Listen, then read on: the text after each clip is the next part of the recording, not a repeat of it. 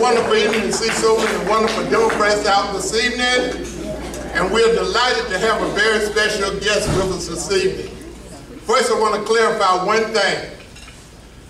Our speaker was not married to the former Lieutenant Governor, nor is she related to Andre Bauer. She told me to make sure I clarify that at the first pass.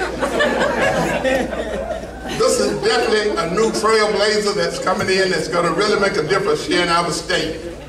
She hails from Pennsylvania, you know, and as you see when she come up, there's a sport she played, volleyball.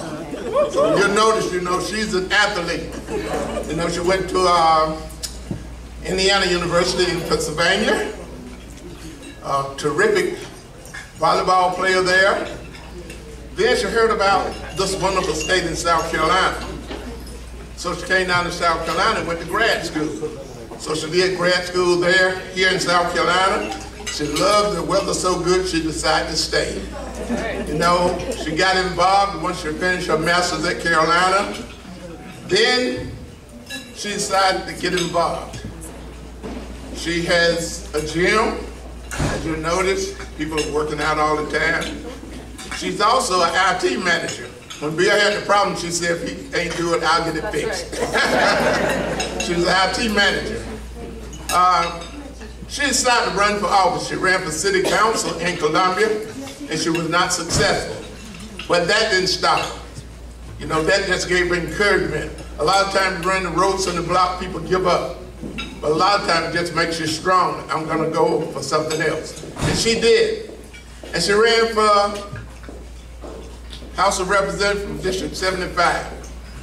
It was an uphill battle because the opponent was someone who had been in the House 10 years, you know, had status. But she had more than status. She had that energy, enthusiasm, concern for people that made a difference. So she was elected, you know, to the House of Representatives District 75, which is Columbia. She's been there 2 years, and she's making a difference for the people, and not only in Columbia, but also in our state. And that's what it's going to take to turn our state around. Enthusiastic Democrats that are concerned about the people and doing what's best for the people, and not for the party, but for the people, because that's who you elected to serve the people. And we're just delighted to have such an energetic, enthusiastic individual in Columbia that's not only working for District 75, she's working for the state of South Carolina. So it gives me great pleasure and honor to introduce our guest speaker, Miss Heather Bauer. Not related to Andre Bauer.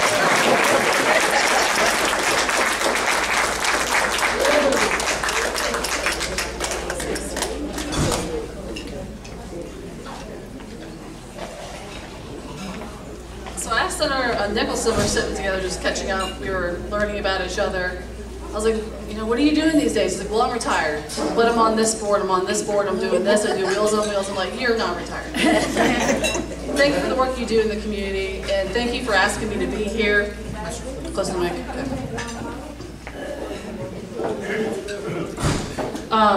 I can tell a lot about leadership in local parties or even in a state party just by the energy in the room.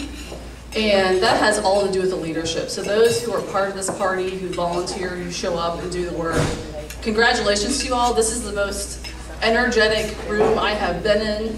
Nick and I are just, I go to parties across the state, and congratulations to you all for putting this on. This is fantastic.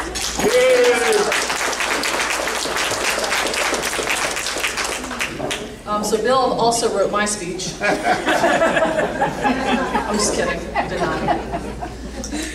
So he shared a little bit about my bio, but I think it's important to share, just to know a little bit about, you know, where I come from and kind of what I stand for, and where I see our party going. You know, when I first was sworn into office in November, standing in that chamber, I was the least likely to be in there. You know, I was raised by a single mother of 5. We relied on our community and government. And I helped my mother even study to get her GED to become a bus driver back in Pennsylvania, where he said I'm from, and she still drives bus to this day. I was the first person in my family to graduate from college. And some of you all may have followed my campaign, may have heard my story before, but I think it's important to have perspective, and I try to keep that in front of my mind. Where did I come from? Where I come from and what I'm fighting for. Because at the end of the day, I believe everyone should have the same opportunities as me. However, it didn't come without grit, determination, and just plain old stubbornness in pursuit of a goal. And it was really to show my 3 little brothers, I have an older sister too, really to show my 3 younger brothers that they too can dream big. And I am proof that you can need government and know how to pull up your own bootstraps. It shouldn't have to be one or the other. The rhetoric I hear today is just appalling. But that's why I ran for office. Because I've seen the potential, the pitfalls, and the power of our government. We need more elected officials who have deeper relationships to government, struggles, and who have skin in the game. And this is one that gets me the most. This is not about holding your seat. This is not your seat. It's not my seat. It's about what you do when you get into office. So I want to share a story where we are in our nation, in our state, because I'll be very frank, it's really lonely up there at the State House. We are in a complete supermajority, and a super minority rather, in our caucus, and the issues that we fight for and try to stop: gun legislation, abortion bans, they're banning books across schools in South Carolina. It's appalling, and we must win races, but I'm going to get to that in a second. They even banned Dr. Seuss books. That is crazy. I know, they are. I like reading Ham. If I knew the rest of the phrase of the saying, I would say that, but I don't. So a story, and this is just this really grounded me in refocus my energy on what we're trying to accomplish here in South Carolina and in the Democratic Party. So I recently went to DC to do some work for the Sportsman Caucus. I was named the co-chair of our caucus in South Carolina. So I went up there to speak to the folks who run the Congressional Sportsman Caucus, and after my meetings, I made a point to stop by the National Archives to see the Constitution of the United States and the Declaration of Independence, the founding documents of our nation. The room was dark and cool to protect the aging documents despite the crowds. It was so quiet. You could hear the air conditioners. Dozens of people from all over the world quietly looked at the documents under the glass. And if you've been in there, there's a huge rotunda, and I stood in the middle, and I just took it all in. I hadn't been there before. What I'll say is, through our successes and through our failures, in progress, I always feel emotional at the intent of these documents. I took in a moment to reflect on the battles in both war and civic movements that we have fought to bring to reality a nation that is truly equal for all. And then I admit, I shed some tears because of the rights being stripped away by ignorant and grossly out of touch elected officials that I work with right here in South Carolina. It was the same type of frustrated cry I had when the reality that Donald Trump, a man who bragged about grabbing women's private parts, who would lay the plans to take away my rights, our rights, and discard our democracy. And he rose to the office of presidency. That moment in 2016 could have drained us all. Drained us all of will and energy to fight. But like so many of you, I got really angry. I decided to stand up and do something. You know, in my childhood, we were not the family to get into the van and go vote together as a family. We were worried about putting food on the table, right? My mother was worried about going to the hills to get our clothes on layaway, so we had clothes to wear for school. So like many of us, you know, I didn't get engaged, truly, until that election. I kind of paid attention, but I didn't think it was for me. So I decided to stand up and do something about it. And so I ran for office, and you missed one race. I ran 3 times before I ran, before I won. But I ran, and I ran, and I ran 3 times. And I eventually was finally able to flip a seat last year, the only Democrat to flip a seat last year in South Carolina.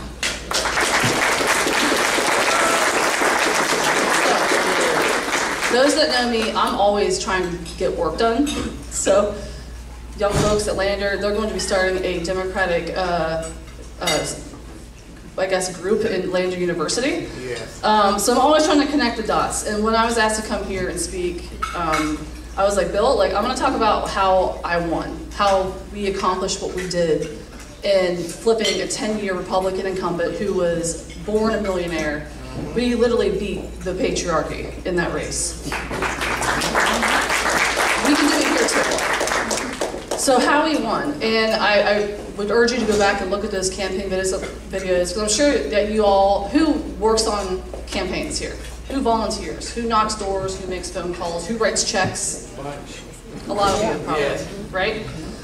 So this is how we won. We had a very, very disciplined and strict message with clarity. I ran on abortion only. He made a few bad votes, and we went all in.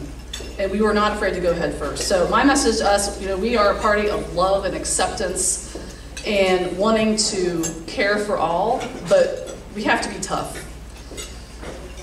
And that's with messaging too. I had volunteers who were like, Heather, I really don't want to talk about abortion. I'm like, well, I don't either. But here we are. They're wanting to do a full abortion ban, and we're going to talk about it. And then voters at the door, 10 a.m. on a Saturday morning, they're clearly having their first cup of coffee. They answer the door, I'm like, hey, did you know your representative voted to ban abortion? And they're like, oh, they're clearly like, I don't want to talk about this. I'm like, I don't want to either, but this is what's happening. So it's a lot of education and being very, very strong with messaging. And then our ground game, our data was strong. We recorded a lot of data over those 3 campaigns, and we were actually able to go find our voters. Mr. Nick Satilli, executive director of the Democratic Caucus, he was making phone calls, getting people to go vote for me the day of the election. But we knew exactly who to call.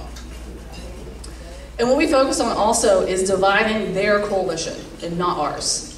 We are very strong-willed people. I think that's like our Achilles heel, and also the blessing that we have as a Democratic Party, is we are so strong-willed, but we must stick together. And then we have to raise money. I know this is not a fundraiser, but give money to your local party. Give money to candidates you believe in. Give money to our caucus, the state party. We must have resources in order to win. And I truly believe that progress in South Carolina is achieved 1 seat at a time. And we can't take any of these seats for granted. And we must run and serve by being utterly unafraid to lose. We need to elect folks with the political will to do what's right, not what secures their seat for the next term. And I see that a lot even in my own caucus. And I think we have a tremendous leader in our Democratic Party, Crystal Spain. I'm excited about it, who's laid out a very thoughtful plan. I'm on that strategic planning committee too, getting the work done on how to reach out to candidates. But she has a very thoughtful, pragmatic, and impactful plan to make the kind of incremental gains that we need to create a shift in power and a shift in perception. Through that path, we will see a shift in power at the State House. Yes. So we are working, not only do I serve the State House, I have a couple jobs, but we've been working in our caucus we have a coalition of folks in the caucus really trying to identify top priorities in our State House. So we are trying to win back seats in the House that we lost in 2022. We're trying to win seats that we can actually flip. And then let's not forget that there's no partisan race at this time, or no nonpartisan race at this time. We have to pay attention to city council races, county council races, school boards, commissions, and making sure we defend those seats we have fought to win in our state legislator like mine. It'll be probably one of the highest contested races again in the state. More than a wide-angle view of turning South Carolina blue. It's going to take a while, folks, but we can get there. We need to turn our focus to how we start turning our local seats blue and finding opportunities to win wherever those opportunities present themselves. I certainly feel energized. I'm fired up.